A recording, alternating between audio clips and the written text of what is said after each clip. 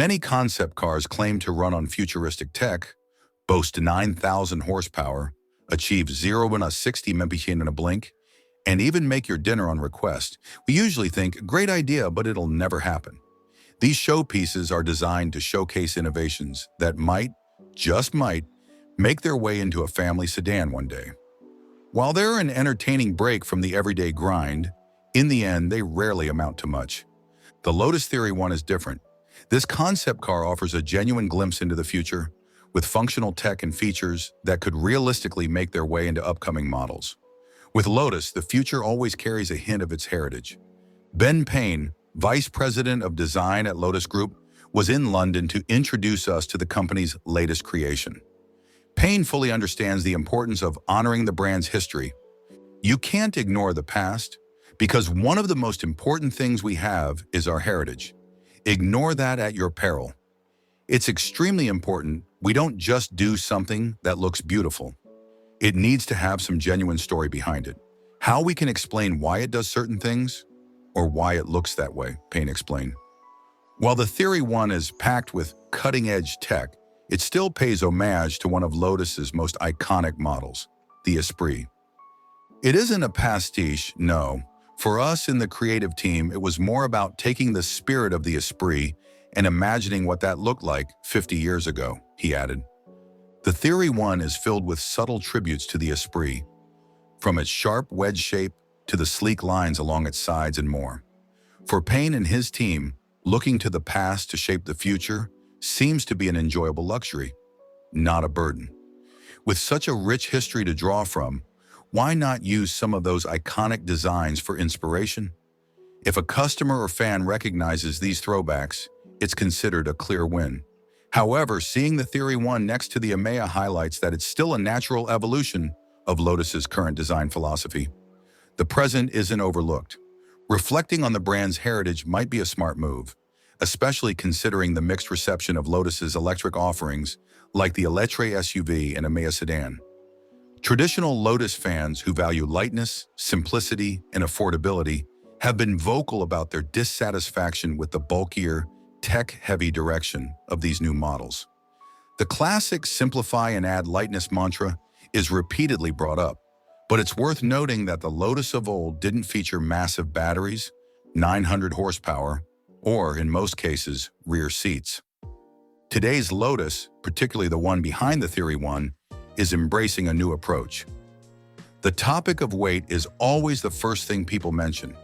You have to realize that your brand is defined by what others think, not just by what you say. So weight is a core element for us.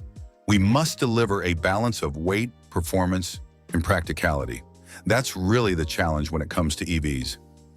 Payne explains that achieving the lightness many enthusiasts desire is possible, but it comes at the expense of either power or range. The challenge is finding the right balance for the brand, its direction, and its customers. According to Payne, this requires a fresh interpretation of the simplify and add lightness philosophy. Start from nothing, add the minimum. Just start from nothing and only add what you need to see where you get to, Payne said. While EVs come in all forms, for Lotus to produce one with 1,000 horsepower, a target weight under 3,500 pounds, and a range of 250 miles, you need some serious equipment. This includes a large battery, in this case 70 kilowatt hours, powerful motors, a robust structure to ensure safety and comfort, and the high-tech features expected in a supercar. The Theory 1 is far from a family car. There's no luxury overload, and it's definitely not designed for your dog to ride in the back. That space is packed with push-rod suspension components, EV drivetrain elements, and engineering marvels that will delight any gearhead. It's a pure supercar in every sense. The seats of the Theory 1 are integrated into the carbon tub with a central seat for the driver and two positioned slightly behind on either side for passengers. When it's time to drive, the pedals and steering wheel glide smoothly into place. Instead of sitting on bare carbon, strategically placed padding provides comfort. But this isn't ordinary padding. It's active, featuring haptic fabric. Developed by Motor Skins, the fabric responds to different inputs and adjusts its shape accordingly. For instance, when you switch drive modes, the seat's bolsters will automatically adjust.